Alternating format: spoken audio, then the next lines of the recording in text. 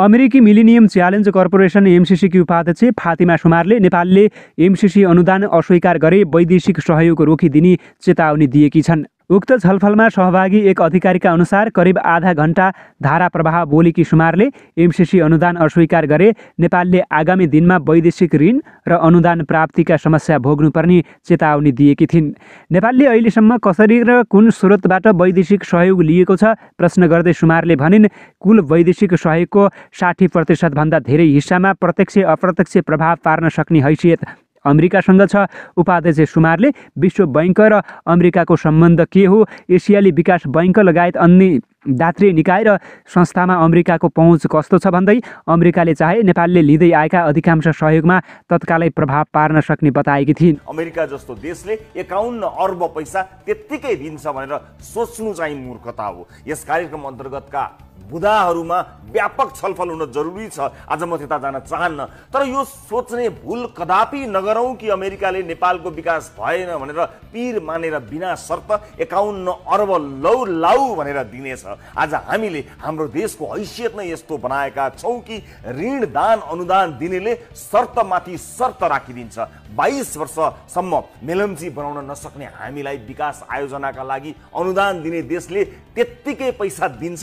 5 वर्षमा सम्पन्न गरिसक्नुपर्ने आयोजनाका लागि पैसा दिने विदेशी बैंक वा संस्थाले मेलम्ची लगायतका आलोचना हेरेको छैन र? आयोजना पास हुनु अगावै कमिसन सक्ने, पेस्की बुझेर भट्टी छिर्ने, छोराछोरीको बिहे पास्ने, वर्तमान गर्ने अनि एउटा केराको थामको 10 पटक मुआवजा लिने र लोकल अल्लारे ठिटालाई 2 पेग खोया बिर्के पिलाएर आयोजना नै ठप्प पार्ने हाम्रो बानी अमेरिका लगायतका दाता राष्ट्रहरूले बुझेको छन्। त्यसैले कर्मचारी भर्ना, लेखा परीक्षण लगायतका महत्त्वपूर्ण विषयमा आफ्नो नियन्त्रण खोजेको हुन सक्दछ। अनुदान दिन आएको देशलाई धेरै भन्नु केही छैन। जाबो 51 अर्बका लागि उसका शर्तहरू घोसेमुन्टो लगाएर किन सही धस्काउनु पर्यो, जबकि एनसेलले छलेको कर नै त्योभन्दा बढी सायद 50-55 अर्बको छ। स्वाभिमान गुम्ने डर बोकेर, अमेरिकी प्रभाव बढ्ने डर बोकेर किन लिन पर्यो हामीलाई त्यो जाबो 51 अर्ब? 20 अर्ब भन्दा बढी त भाट भेटिनी लगायतका व्यापारी कम्पनीले भ्याट छलेर लुकाएर राखेका देखिएको छ। किन चाहियो अमेरिकी मिलेनियम च्यालेन्ज? आफ्नै देशभित्रको कालो धन निकाल्ने च्यालेन्ज सुरु गरौँ न। चीनका राष्ट्रपतिले अस्ति भर्खरै आएर हाम्रा सबै नेतालाई मुखैमा भनेर गए, हामी चीनमा आयोजना सुरु गरेपछि सम्पन्न गर्छौँ। यसको मतलब हो हामी तिमीहरू जस्तो काम नगर्ने नालायक होइनौ, तिमीहरू काम गर्दैनौ, हामीबाट केही सिक भनेर गएका हुन्। अमेरिका पनि त्यही भन्दैछ, करिब 5 वर्षभित्र तिमीहरूले हाम्रो निगरानी निर्देशन अधीन बिना हामीले दिने पैसाको सदुपयोग गर्न सक्दैनौ। हामीमाथि यति धेरै अविश्वास बढेको सत्य स्वीकार गरौँ न, त्यसपछि बौद्धिकता छाटौँला। एउटा समूह भन्छ एमसिसीमा सम्झौता भयो भने अमेरिकाले नेपालमा आफ्नै सैनिक क्याम्प राख्छ, अनि अर्को समूह भन्छ त्यो कुरा सत्य होइन। अमेरिकी दूतावासले स्पष्ट भनिसक्यो कि एमसिसी इन्डो पेसिफिक अन्तर्गत पर्दछ। इन्डो पेसिफिक स्ट्राटेजी अन्तर्गत सैनिक अभ्यास पर्छ कि पर्दैन त्यो कुरा बुझ्ने गरी अरूले होइन, स्वयं देशका प्रधानमन्त्रीले नै आफ्ना नागरिकलाई भन्नै पर्छ। यदि कहीँ कतै इन्डो पेसिफिक स्ट्राटेजीभित्र सैनिक अभ्यासका कुरा छन् भने गर्दन छिने पनि यो सम्झौता गर्नुहुन्न। पुर्खाले पानीको घुटको नपिई जोगाएको यो भूमिमा कुनै विदेशी सेनाले बुट बजारेको देख्नु पर्यो भने मरेको जुनी हुनेछ। पूर्व प्रधानमन्त्री तथा जनता समाजवादी पार्टी जसपाका राष्ट्रिय अध्यक्ष डाक्टर बाबुराम भट्टराईले राष्ट्रिय सहमति कायम गरी मिलेनियम च्यालेन्ज कर्पोरेसन एमसिसी अनुमोदन गर्दा नै देशको हित हुने बताउनु भएको छ। गोर्खा सदरमुकाममा सोमबार आयोजित पत्रकार भेटघाट कार्यक्रममा डाक्टर भट्टराईले एमसिसी जस्ता विषयमा राष्ट्रिय दल बीचमा समझदारी आवश्यक रहेको बताउनुभयो। एमसिसीको विषय अहिले पेचिलो रूपमा उठेको छ। उहाँले भन्नुभयो, यस्ता राष्ट्रिय मामिलाका विषयमा प्रमुख दल बीच साझेदारी बनाएर नै अगाडि बढ्नुपर्छ।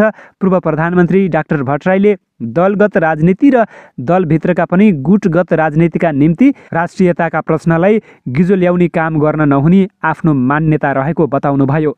एमसिसी पनि विशुद्ध रूपमा एउटा परियोजना अनुदान सम्झौता हो। यस्ता सम्झौता थुप्रै देशसँग हुने गरेका छन् उहाँले भन्नुभयो। उहाँले एमसिसीको विषयमा सरकारमा रहँदा एउटा र सरकार बाहिर हुँदा अर्को कुरा गर्ने नेपालका राजनीतिक दलको प्रवृत्तिका कारण यस्ता खालका सहमति र सम्झौतामा समस्या हुने गरेको बताउनु भएको छ। केही दल, खास गरी हाम्रा पुराना कम्युनिस्ट साथीको जुन एउटा धङधङ्गी छ, त्यो धङधङ्गी छोड्न नसकेका कारण पार्टीको आन्तरिक सङ्घर्ष पनि प्रतिबन्धित हुन पुग्यो, डाक्टर भट्टराईले भन्नुभयो। पूर्व प्रधानमन्त्री डाक्टर भट्टराईले राजनीतिक दलले छिटोभन्दा छिटो सहमति गरेर सम्झौतालाई अनुमोदन गर्ने कुरा नै राष्ट्रिय हितमा हुने दाबी गर्नुभयो। उहाँले जसपा एक्लैले निर्णय गर्न सक्ने अवस्था नरहेको भन्दै एमसिसी राष्ट्रिय सहमतिबाट नै टुङ्गो लागोस् भन्ने पार्टीको धारणा रहेको बताउनुभयो। नेपाल कम्युनिस्ट पार्टीका महासचिव नेत्रविक्रम चन्द विप्लवले मिलिनियम च्यालेन्ज कर्पोरेसन एमसिसी सम्झौता राष्ट्रघाती भएको बताएका छन्। एमसिसी विरुद्ध खुल्ला मञ्चमा सोमबार आयोजित विरोध सभालाई सम्बोधन गर्दै उनले सम्झौता पढेर बुझेर विरोधमा उत्रिएको बताए। विप्लवले एमसिसी सम्झौतामा दलहरूले कुरै नबुझेको, दलहरू अबुझ हुँदा गाह्रो भएको भन्ने प्रधानमन्त्री शेरबहादुर देउवाको अभिव्यक्तिमा आपत्ति जनाएका छन्। प्रधानमन्त्री देउवाले समेत कुरै बुझेका छैनन्, पढेर त मान्छेले भनिराखेको छ, यसै भन्छ, विप्लवले प्रश्न गरे। पहिलो पटक नेपाललाई उत्तर कोरियाले विभिन्न सैन्य सामग्री प्रदान गरेको छ। मित्र राष्ट्र उत्तर कोरियाले टेन्ट, 400 थान हतियार र अन्य सेनाका लागि आवश्यक खजना पठाएको बताएको छ। नेपालले गरिएको यो सहयोग पहिलो पटक भएकाले सहयोग कम मात्रामा रहेको र आगामी दिनमा सहकार्य गर्दै सहयोग आदान प्रदान भइरहने उत्तर कोरियाले बताएको छ। कञ्चनपुरको भीमदत्त नगरपालिका 9 ब्रह्मदेवमा कल्भर्ट निर्माण गर्न भारतीय सीमा सुरक्षा बल एसएसबीले अवरोध गरेको छ। ब्रह्मदेव बजारको पश्चिमतर्फको नेपाली भूमिमा रहेको नयाँ 10 गजा क्षेत्रमा पर्ने भन्दै एसएसबीले कल्भर्ट निर्माणमा अवरोध गरेको हो। निर्माण रोक्न 2 जना एसएसबीका जवानलाई खटाइनी गरिएको छ। ब्रह्मदेवको सिद्धनाथ मन्दिरदेखि ब्रह्मदेव बजारसम्म बनाउन लागिएको सडक कालोपत्री अन्तर्गत नालामा कल्भर्ट बनाउन लागिएको छ। तर एसएसबीले अवरोध गरेपछि 7 महिनादेखि कल्भर्ट निर्माण अवरुद्ध भएको छ।